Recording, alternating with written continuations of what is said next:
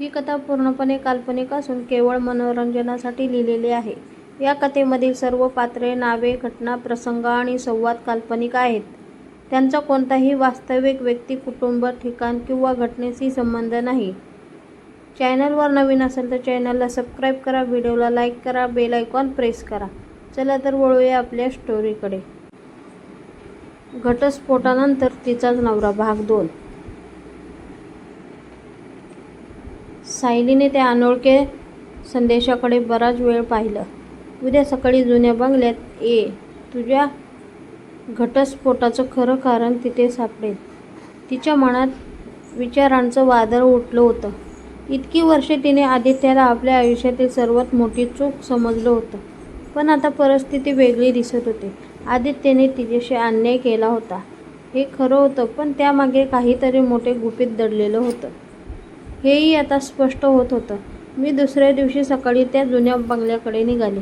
रस्त्याभर तिच्या मनात त्याच्या लग्नाच्या आठवणी येत होत्या. कधी काळी आदित्यसोबत पाहिलेली स्वप्न, नंतर आलेले गैरसमज आणि शेवटी झालेला घटस्फोट. प्रत्येक आठवणी तिच्या मनाला अस्वस्थ करत होत्या. जुन्या बंगल्याजवळ पोहोचल्यावर सायलीने गाडी थांबवली. समोर उभा असलेला तो जुना बंगला एखाद्या विसरलेल्या आठवणीसारखा वाटत होता. दरवाजावर धूळ साचलेली होती आणि अंगणातील झाडांची पानं वाऱ्याने सळसळत होती. ती आता जाणार इतक्यात मागून आदित्यचा आवाज आला. एकटी का आलीस? सायलीने मागे वळून पाहिलं. आदित्य काही अंतरावर उभा होता. ती थोडी नाराज होत म्हणाली, मला वाटलं होतं की आज मला स्वतःचं सत्य शोधायचं आहे. आदित्य शांतपणे म्हणाला, मग आपण दोघे मिळून शोधू.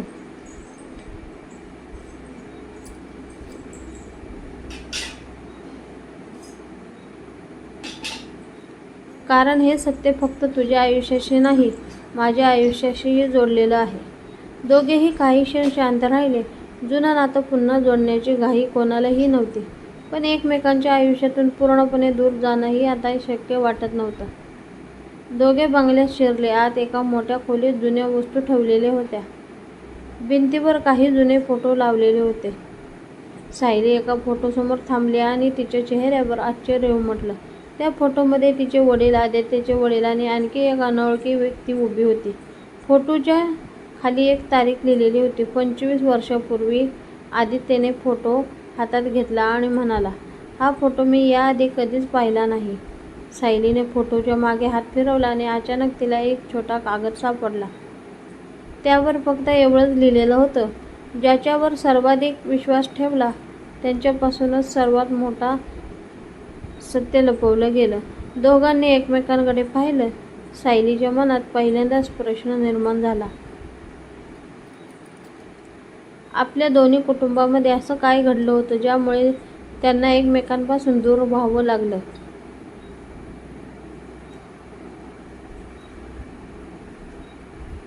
तेवढ्यात वरच्या मजल्यावरून आवाज आला. दोघांनी सावधपणे जिना चढायला सुरुवात केली. वरच्या खोलीत एक जुनं कपाट होतं. आदित्यने कपाट उघडलं आणि त्यात एक बंद पेटी दिसली. पेटीवर त्यांच्या लग्नाची तारीख कोरलेली होती. सायलीच्या डोळ्यात आश्चर्य उमटलं. आपल्या लग्नाची तारीख या पेटीवर का आहे? आदित्याकडे हे उत्तर नव्हतं. त्याने पेटी उघडण्याचा प्रयत्न केला, पण कुलूप लागलेलं होतं. सायलीने आपल्या पर्समधून तिच्या वडिलांनी दिलेली जुनी चावी काढली. चावी कुलपात बसली आणि पेटी उघडताच आत अनेक पत्रं, काही फोटो आणि एक जुनी डायरी दिसली. आदित्यने डायरी उचलली. पहिल्याच पानावर लिहिलेलं होतं, सायली आणि आदित्य यांचं लग्न होण्याआधीच त्यांना वेगळं करण्याची योजना तयार झाली होती.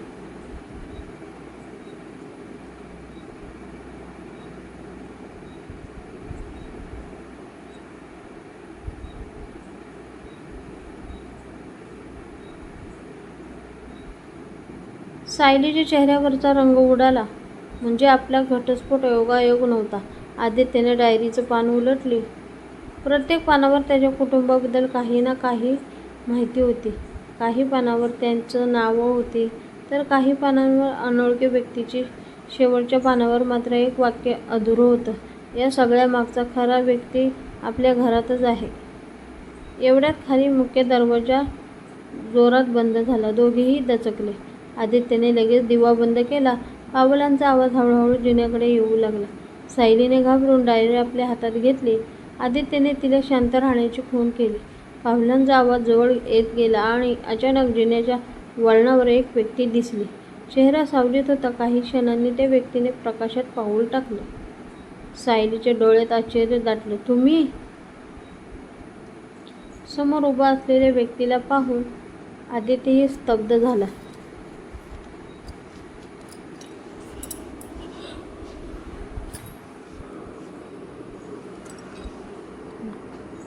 कारण ती व्यक्ती त्यांच्या भूतकाळाशी जोडलेली होती आणि तिच्या हातात सायलीच्या आईचा एक जुना फोटो होता. त्या व्यक्तीने शांतपणे फोटो पुढे केला आणि म्हणाले, तुम्ही दोघांनी सत्य शोधायला सुरुवात केली आहे, पण पूर्ण सत्य समोर आलं तर तुमचं नातं पुन्हा एकदा तुटू शकतं. सायलीने आदित्यकडे पाहिलं. आदित्यने मात्र ठामपणे उत्तर दिलं, यावेळी सत्य काहीही असो ते आम्ही एकत्र ऐकू.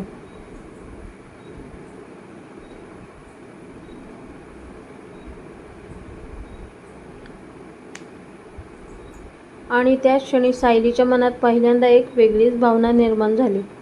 कदाचित त्यांच्या नात्याला दुसरी संधी मिळण्याआधी त्यांना त्यांच्या भूतकाळाचा सामना करावा लागणार होता.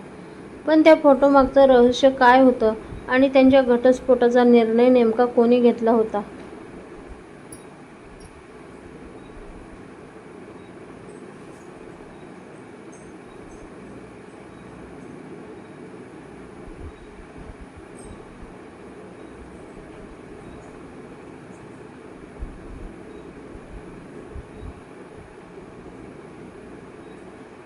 सायली त्या अनोळखी व्यक्तीकडे एकटक पाहत होते. तिच्या हातात असलेला फोटो पाहून तिच्या मनात असंख्य प्रश्न उभे राहिले होते. हा फोटो तुम्हाला कुठे मिळाला? तिने थरथरत्या आवाजात विचारलं.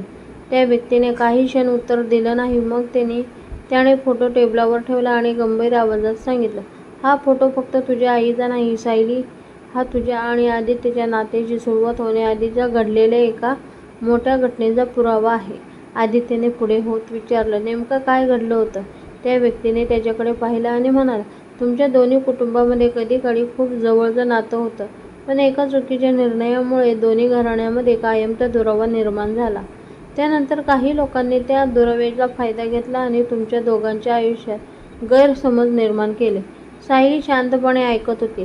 तिच्या डोळ्यात अश्रू होते. इतकी वर्षे तिने आदित्यला आपल्या नात्याचा दोषी मानलं होतं, पण आता तिला जाणवत होतं की कदाचित दोघांनाही कुणीतरी एका मोठ्या खेळात पैद बनवलेलं होतं. आदित्यने डायरी उघडली आणि एक एक पान काळजीपूर्वक वाचू लागला. अचानक एका पानावर त्याची नजर थांबली. तिथे त्यांच्या लग्नाच्या काही दिवस आधीची तारीख होती.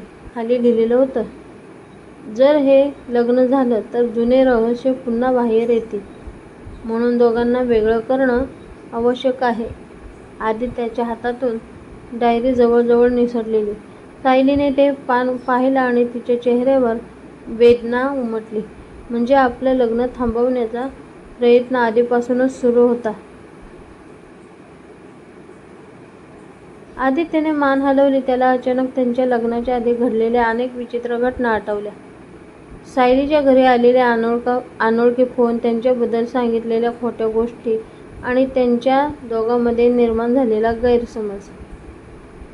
त्यावेळी त्याला वाटलं होतं की परिस्थिती हाताबाहेर गेली आहे, पण आज पहिल्यांदा त्या सगळ्या घटनांना एकमेकांशी जोडणारा धागा त्यांच्या हातात आला होता.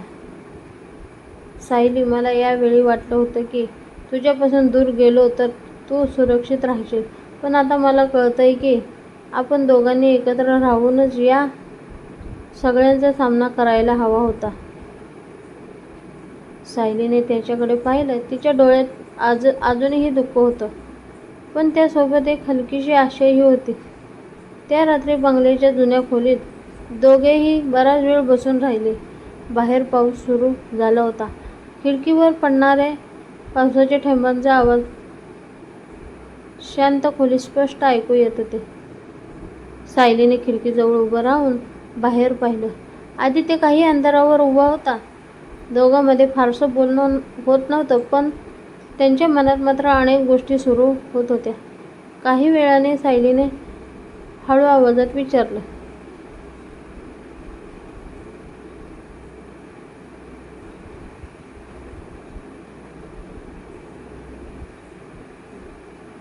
जर त्यावेळी तुला सगळं सांगण्याची संधी मिळाली असती तर तू मला थांबवलं असतंस का?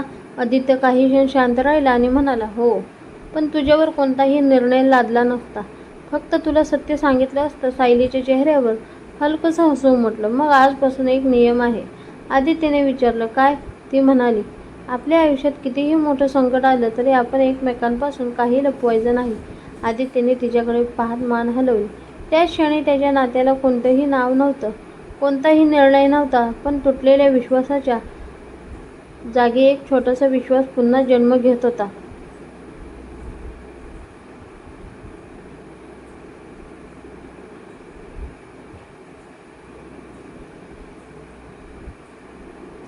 तेवढ्यात टेबलावर ठेवलेला सायलीच्या आईचा फोटो अचानक खाली पडला.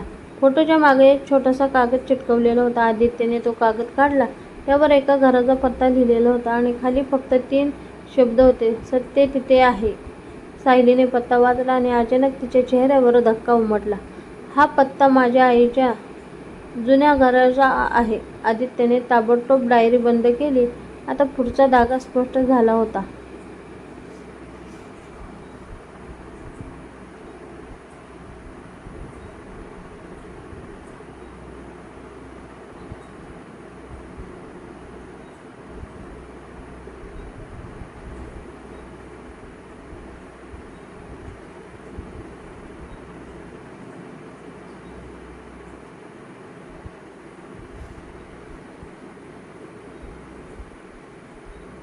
सकाळ होताच सायली आणि आदित्य त्या पत्त्यावर जाण्यासाठी निघाले. गाडीमध्ये यावेळी आधीसारखी अस्वस्थ शांतता नव्हती. दोघांमध्ये अजूनही अनेक प्रश्न होते, पण एकमेकांवरचा विश्वास थोडा वाढलेला होता. रस्त्यात सायलीने खिडकीतून बाहेर पाहत हळूच विचारलं, आदित्य, जर हे सगळं संपल्यानंतर मला पुन्हा एकदा आयुष्याची सुरुवात करायची असेल तर तू माझ्यासोबत असशील का? आदित्यने काही क्षण तिच्याकडे पाहिलं आणि शांतपणे म्हणाला, तुझा निर्णय काहीही असो, यावेळी मी तुझ्या निर्णयाचा आदर करेन. सायलीने काहीही उत्तर दिलं नाही, पण तिच्या चेहऱ्यावर आलेलं छोटंसं हसू आदित्यला दिसलं. कदाचित त्यांच्या नात्यांची खरी सुरुवात घटस्फोटानंतरच होत होती. पण काही अंतर पुढे गेल्यावर आदित्यची गाडी अचानक थांबली.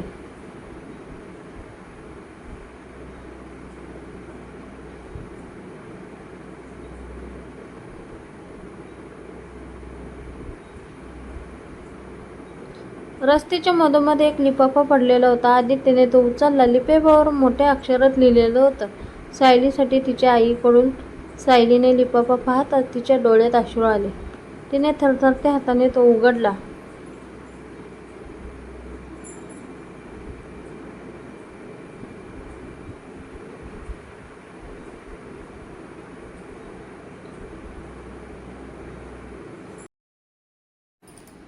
आणि पहिल्याच ओळीत लिहिलेलं होतं, माझ्या मुलीला जर हे पत्र मिळालं असेल तर समज की तुझ्या बाबांनी तुला जे सांगितलं आहे ते पूर्ण सत्य नाही. सायली आणि आदित्य एकमेकांकडे पाहतच राहिले. आता या पत्रातून नेमकं कोणतं सत्य समोर येणार होतं? सायलीने थरथरत्या हाताने ते पत्र उघडलं. कागद जुना झाला होता, पण त्यावरची अक्षरं अजूनही स्पष्ट होती. पहिलीच ओळ वाचताना तिच्या डोळ्यात पाणी आलं. माझ्या मुलीला जर हे पत्र मिळालं असेल तर समज की तुझ्या आयुष्याबद्दल तुला आजपर्यंत सांगितलेलं सगळं सत्य नाही.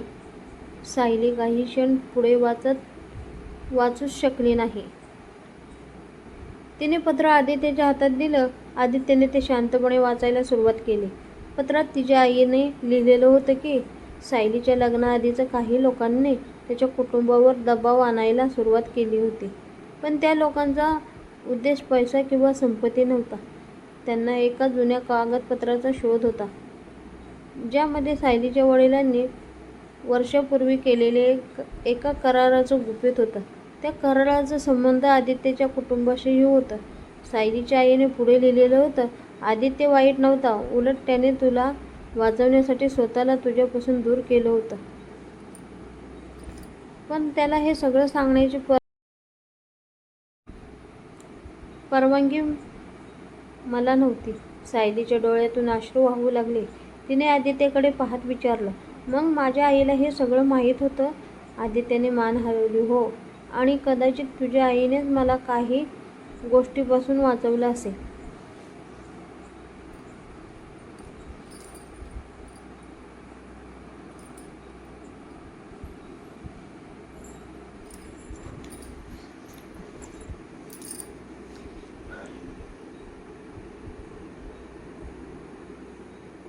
सायलीने पत्र पुन्हा हातात घेतलं. पुढच्या ओळीने मात्र तिच्या मनाला आणखी मोठा धक्का दिला. सायली, तुझ्या घटस्फोटाच्या दिवशी आदित्यने जे काही केलं ते त्याच्या मनापासून नव्हतं. त्याला तुझ्यासमोर कठोर बनावं लागलं, कारण त्याच दिवशी त्याला धमकी मिळालेली होती की जर त्याने तुला सोडलं नाही तर तुझ्या जीवाला धोका निर्माण होईल. सायलीच्या डोळ्यासमोर तो दिवस उभा राहिला. आदित्यचे कठोर शब्द, त्याचा बदललेला चेहरा आणि स्वतःला दूर करण्याचा त्याचा हट्ट. तिला तेव्हा वाटलं होतं की त्याचं प्रेम संपलं आहे, पण आज तिला कळत होतं की त्या कठोर शब्दामागे भीती लपलेली होती. आदित्य काही क्षण शांत उभा राहिला. मग त्याने सायलीकडे पाहत हळू आवाजात सांगितलं, मला माहिती होतं की एक दिवस हे सत्य तुझ्यासमोर येईल, पण मला वाटलं होतं तोपर्यंत तू मला विसरशील. सायलीने डोळे पुसत विचारलं. आणि तो? आदित्यने हलकसा हसण्याचा प्रयत्न केला. मी प्रयत्न केला होता, पण जमलं नाही. त्या उत्तराने सायली काही क्षण निशब्द झाली. दोघांमध्ये कोणताही मोठा संवाद झाला नाही, फक्त त्यांच्या नजरा भेटल्या. इतक्या वर्ष मनात दडलेलं प्रेम आणि गैरसमज जणू एका क्षणात समोर आलेलं होतं. सायलीने हळूच म्हटलं, माझं मन अजूनही तुझ्यावर रागावलेलं आहे, पण माझं मन तुला पूर्णपणे विसरलेही नाही. आदित्यने तिच्याकडून पाहून उत्तर दिलं, मला तुझ्याकडून आताच काही नको, फक्त एक संधी तुला पूर्ण सत्य स्वतःच्या डोळ्यांनी पाहू देण्याची. तेवढ्यात पत्रात शेवटच्या पानावर सायलीची नजर गेली. तिथे तिच्या आईने एका जुन्या घराचा दुसरा पत्ता लिहिलेला होता आणि खाली एक वाक्य होतं, या घराच्या तळघरात ती वस्तू आहे ज्यासाठी हे सगळं सुरू झालं. आदित्यने पत्ता पाहताच चेहरा गंभीर केला. हे ठिकाण मला माहीत आहे. तुझ्या आईच्या जुन्या घरापासून थोडं दूर एक बंद पडलेलं घर आहे. तिथे अनेक वर्षापासून कोणीही राहत नाही. सायलीने पत्र घट्ट पकडलं. मग आपण तिथे जाऊ. आदित्यने तिच्याकडे पाहिलं. हो, पण यावेळी आपण सावध राहू, कारण ज्यांनी तुला इतकी वर्षे दूर ठेवलं त्यांनी हे सत्य बाहेर आलं अजिबात आवडणार नाही. दोघे त्या जुन्या घराच्या दिशेने निघाले. बाहेर संध्याकाळचे आकाश काळसर होत होते. रस्त्यावरची गर्दी कमी झाली होती. गाडी थांबवून ते घरासमोर उतरले. घराचा दरवाजा अर्धवट उघडा होता. आदित्यने सायलीकडे पाहिलं. मी आधी आत जातो. सायलीने त्याचा हात पकडला. नाही, आपण दोघे एकत्र जाऊ.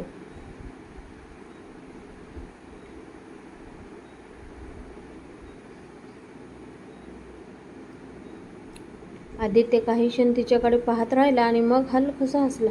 ठीक आहे. दोघे आत शिरले. घराच्या आत धूळ, जुनी फर्निचर आणि भिंतीवर लावलेले काही फोटो होते. एका फोटोसमोर सायली अचानक थांबली. त्यात तिची आई एका लहान मुलीला हातात घेऊन उभी होती. पण त्या मुलीचा चेहरा पाहून आदित्यच्या चेहऱ्यावर आश्चर्य उमटलं. सायली, हा मुलगा कोण आहे?